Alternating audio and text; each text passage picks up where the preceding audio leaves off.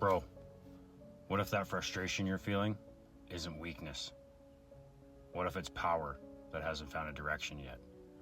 See, most men were never taught how to channel their emotions. So we either shut down or we explode.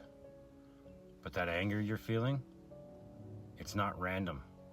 It's the part of you screaming for a change, for a boundary, for protection. You're not out of control, bro. You're out of alignment.